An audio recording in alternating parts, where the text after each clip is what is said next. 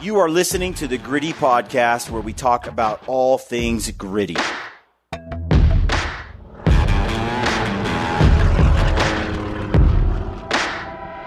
All right, welcome to the Gritty Podcast. I'm your host, Brian Call, and I'm joined right now with my buddy, Brad Hunt. And on today's podcast, we're going to talk about overcoming the subconscious with the conscious, shooting a conscious shot, which has been the subject of a lot of discussions. It's the Joel Turner Iron Mind method. It's even if you think it can't closed happen loop, to open you, loop. it can happen. And we're going to talk about that because, Brad, you kind of went through a little roller coaster this last week where you know the concepts, but you ended up falling into the target panic kind of. See, my entire life, I've never had target panic. Like, it doesn't matter if I'm shooting a thumb release, a wrist strap release. Didn't matter. Like, I always just seemed to shoot really well. But all of a sudden, this last week, I got into like this weird habit of like, I didn't really notice until Bride sent something because I was like, what the heck is going on? Because I wasn't shooting super tight groups. Like, it was a disaster. Sometimes I shoot great, and sometimes I was off by like 10 inches at 50 yards. I suspected, and we'll get into this a little bit, but I suspected that Brad wasn't really committing to the to an actual surprise release. Right. That he was sort of at the last microsecond. I would say I was committing 3/4 of the way, and that last or quarter, 9/10. Yeah, 9/10, and like it at the very last second, instead of getting my surprise let off, I wouldn't punch it necessarily, but it wasn't pretty. It wasn't pretty, and the results were showing. So I'm going to let you talk about that a little bit. We'll kind of walk through what happened and then what you noticed, how we had our conversation, and how you got out of it. Because now Brad's out shooting me again, which is irritating. I'm older. I like to think I just never had those. But I'm in the pie plate, so who cares? Yep. There's never a flyer. They're always in the kill zone, even out to 80, 90. But I'm not like fist size at 90. Right. So we're going to talk a little bit about that.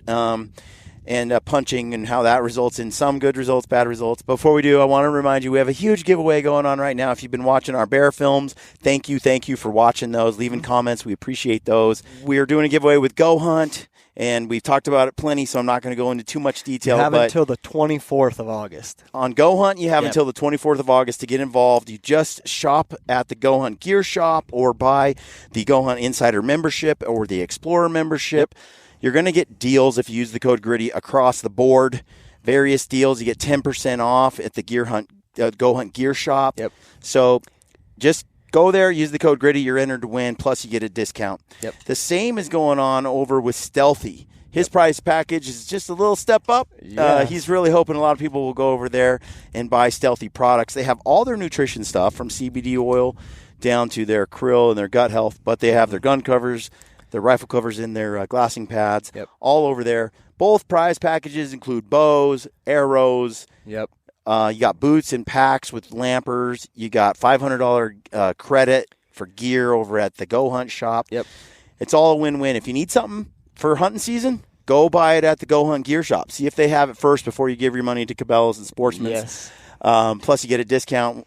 It helps us. And you're entered to win. And like I said, Stealthy, can't go wrong there. Support Ryan and Hillary. You're entered to win a Western Hunting Summit pass. And I don't think people realize like how valuable that is, because when you go to these summits, you're literally getting one-on-one time with Joel Turner. I know. Some of the best elk calling. You get, sometimes Phelps Plus, is it's there. Just the community and the friendship you develop over there. So Brian Barney trying to outcompete him. Right now, shooting. they're kind of selling out. People who've been there before kind of get the first opportunity, and it's already a pretty hot event. They do 3 of them throughout June, and the spaces are limited. They're going to try to accommodate more. But, get entered to win just by shopping over at Stealthy. Yep. Okay, Brad, what happened? What went wrong? So what we found out was, like, in my head, I'm thinking, I'm pulling through. It's going to be a surprise let-off. There's no preconceived motion of, like, just. What as Joel Turner calls it, precognition movements. Meaning, you're about to pull the trigger. And so before you pull the trigger, you have some sort of micro flinch or movement. And it could be micro. It could be you're just barely dropping your shoulder, or maybe it's you bring this hand forward. There's 100 different things. But I fell into that trap. And I noticed that like I said, I'm 3/4 of the way committed to pull. And at the very last second, like I said, I wouldn't punch it necessarily, but what I would do is as I'm pulling through, applying pressure, I would do something, and I would notice that what is Joel's? Precognition movement. And what I would do is, I don't know if I was dropping my shoulder. It's not detectable. No, it's because not. It's a flinch. Yeah. It's your body bracing for an explosion. Right. And it's saying, okay, we know the explosion is coming now because you're not actually letting yourself be surprised. Right. So you're like, the body's like, okay, we know an explosion is coming, and it does a quick brace or movement or flinch at the last second, or you just move your arrow, your sight toward the target, you think, just as you're pulling the trigger to get more accuracy, but none of it's actually working. Because, like I said, for 3/4 of the way through the pull, my pin would be floating. I'd be sitting there, accepting the float. But then as I decommit on that last quarter, I would do that movement, and my groups were not tight, and I wasn't consistent. And you were kind of convinced you weren't doing that. Yeah. I mean, because it's like, man, I'm pulling through. But again, it was not a full actual surprise release. And what did the difference feel like? Because when you finally did a real float and a surprise, you had 2 involuntary shudders of the body just before. Yeah, and I noticed, the last few days I've been really focused on my process and everything and shooting through and pulling through the release. And I've noticed, like, instantly, there's a few times, and I recognize it now. Before I wasn't recognizing it as much. As I'm pulling, there's a few times I'd be like, oh, it's going to go. Nope, hold on. Oh, keep going. And I would want to release that arrow before it was ready. Whereas now it's a surprise let off. Like, I don't have that anxiety as much anymore. Yeah. I first really got that hammered home when I started using a hinge release. Because when I was at full draw with a hinge, there's no way to dump it when you want it. Yep. And what happens is you're pulling through the hinge and you don't know quite when it's going to go off. Yep. And you're like, any minute now, and you're holding on target, and you're like, man, I want it to go now because, man, I am good. Yep. Like, I am on target. And then all of a sudden you just fall apart and you drift right, like way off target. And you're like, oh no, don't go off now. Yep. Right? Because you start to panic a little bit, but you don't get to decide when it goes off with the hinge until you've kind of learned to time it. But when it's new, especially, it keeps you super honest. Yep. You don't really have any other option because you can't make it go off. So when it drifts way off target, you're like, oh crap, get back on target, get back on. And what you start doing is you start enhancing your ability to stay on target no matter what, to focus. When your mind starts to give up you start to give up and let it just go offline. You're like, no, you just keep holding. You just keep fighting that aiming process until it goes off. Yep. And I think too, for, it may be different reasons, but I think for me, because I started shooting this release last year and I didn't, shot it through the season, but the more I've shot this release this year, I was like, maybe I'm getting so used to the release, I know when it's going to go off, and so you're getting those precognizant motions when I'm trying to release, where if I really focus on the process and I continue to tell myself, pull, or whatever it is that you say, but I found myself that if I'm doing that, I really, really get beyond the aiming point, and I really focus on just pulling how I'm supposed to, my accuracy goes through the roof, and I'm very consistent compared to what I was before, It's like, because I know I can shoot. I've always been able to shoot, but I've never experienced this. I've never experienced the target panic. But this last week, it was like, what in the crap is going on? Because, like I said, I never experienced that. What has helped you, because you went home and now you've been shooting much, much better. Yep. How are you stopping yourself? What's your method for stopping yourself from just dumping it? Going through the process, like trusting. It's really hard. You have to get past really trusting the float. And as you're trusting the float, you have to tell yourself, and if I, for some reason, like as Joel Turner says, if his saying is, here I go, which brings you present in the moment, and then you're moves you out of the aiming room into the shooting room, and then you're pull. Well, if I find myself where I'm like, wanting to push that release, I will tell myself, again, here I go. And it reintroduces myself back into the shooting room. And it has changed so much. Like I said, I've never experienced this before, but as of recently I had. Yeah. And now it is so much better, and I'm just way more consistent, and it helps me continue to go through my process more and more. It removes anxiety. It does. It's like gone. Absolutely. Now you know, like some days I'll be more on point, like I'm less fatigued, I'm more steady that day, maybe less caffeine, who knows.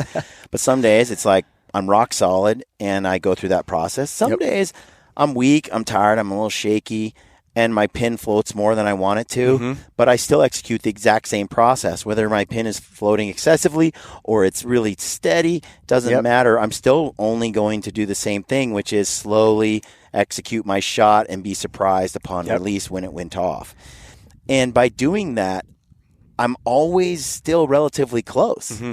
And I would say this, too. I'm certainly in a kill zone. Yeah, and I would say this, too, is if you're really accepting the float and going through the process and really getting a surprise let-off, you're truly going to get your hitting position where your arrow is going to be hitting. So your accuracy is going to go up, and you're going to be able to move your sight. You're going to get your true, your sight in. You're going to get your true sight in on the target. Where I noticed as soon as I really focused on the process and getting the surprise let-off, I was down and just a hair left, but they were all grouping right there. Where before, because of some precognition movement that you're putting into the shot, you're adding shot input when you were punching. Correct. And you remove that, and so now you're getting a true accurate shot. Exactly. I was able to truly figure out where the accurate aiming point was on my sight. Yeah, because that you can repeat. That I can repeat consistently. And like I said, right after we realized it and we talked, Brian went in the house. I was pissed off, and I was like, "You idiot! Just you can shoot." So I stepped back to 50 yards, and I shot 3 arrows. And Brian comes walking back out, and he's like, "Dang, son!" And all I did was change my 50 process yards, again. all 3 arrows touching. They were like, boom, right there. I mean, less than an after inch. that, you started to, except for when you choke and just punch it. Yeah, and I know I can target panic the hell out of it. 100% when I don't get a true surprise release. What's really shocking is it's counterintuitive across the board. Because you think if you have the pin on there and you just hit the trigger, that's gonna produce the most accurate shot. Then if you let it float and you just be surprised, because what if it's not on there when the arrow goes off? The problem is when it comes to aiming a gun or a bow, there's an explosion and the subconscious does things. You're preparing for it. Yep. Your body is like, oh no. There are some people, which Joel talked about. Lampers is probably one of those people that are just insanely calm. They're not high-strung. They're really calm people, and sometimes those people can just hold it there and just force the trigger, and they don't do any input to the shot. Yep. People who are a little more If you know me, I'm a little high-strung, so it's really easy, but it is a recipe for inviting disaster down the road, because even though a lot of guys can trigger punch or just force it, and they're steady and they don't do any precognition movement, on the shot, they do in time. It's very rare that a guy doesn't develop target panic and then have to battle it later. I put all this on Joel because, like I said, years past I've never had target panic. And then I shot with Joel, and I've listened to Joel over the years. But once I actually got to shoot with Joel, he really got my mind going, and now I started shooting terrible. But again, I re-implemented his process, and it's changed the way I shoot 100%. Yeah, I would say, guys, the more you shoot, the more you shoot by forcing the shot, the more likely, it's not a conscious shot, it's a subconscious shot. The more you do that, the more likely you are to develop bad habits. So a guy picks up his bow, puts the pin on and punches it a week before he goes. He's not the best shot, but he also doesn't have a lot of bad precognition input either.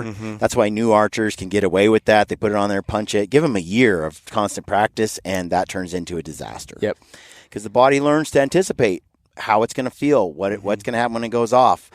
And it just learns and does things you almost can't control. Yeah. Let's just be real here. Brian threatened me with me shooting the hinge, and I was like, yeah, I don't want that to happen. So I figured my crap out is what it was. Show me a shot right now. For those that are listening, you're not going to see it, but Brad, I want to, for those on the video here, what's this look like for you? Walk us through it verbally as you're doing your process. What do you do? And one thing I noticed too, well, Brian noticed it as well, was different bow, new setup. How I was holding the bow too, totally different from my old bow. And for some reason, I don't know if it's just, the way the draw cycle is or whatever, I was holding my bow a little different. So now my first step in drawing my bow is making sure my hand is correct, where the riser of the bow is just barely on my thumb right there. And I've noticed once I started holding that my float of my pin it's become a lot less. I'm a lot more steady. Yeah. Keeping it in the area. Yeah. But do that, and then I'll draw back. What are you thinking right now? The headphones in my way? Nope. So now I'm already on aim. So now I'm just, okay, here I go. And then I'm pulling. And I can see that that's a surprise for you. And I just, again, I don't even know what yardage we're at here, so I just use my 20-yard pin, but it definitely changed. Well, what did I say at TAC? I said, every time I shot, I said, it's a victory. Yeah. Because any shot I did that was a proper release where I didn't hold and punch it, where I just accepted the float and then just executed the shot and it land, and come what may, I let it land where it would land. Mm-hmm. I only did one shot where I just collapsed and just held it and punched it, timed it. Yep. And only one shot like that. The rest, I don't care where the arrow hits. It's a victory. If you do it the proper way and you accept the float and you just execute the shot and it lands where it lands, more often than not, man, it is a great shot. Yep. I can't duplicate that with punching consistently. Yep. And so, to me, it doesn't matter where the arrow hits as much as it matters how you execute the release. The arrow hitting in the right spot will come over time. Yep. Just develop the good habit.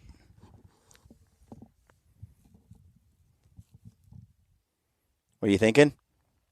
Here I go, and then pull. Yeah. And it's a big difference, isn't it, how it feels? Huge difference. Than when you were holding it on and sending it at the last second. Yes, because like I said, I'd commit 3/4 and then I'd boom. And just that movement was enough to continually not be accurate. And yeah.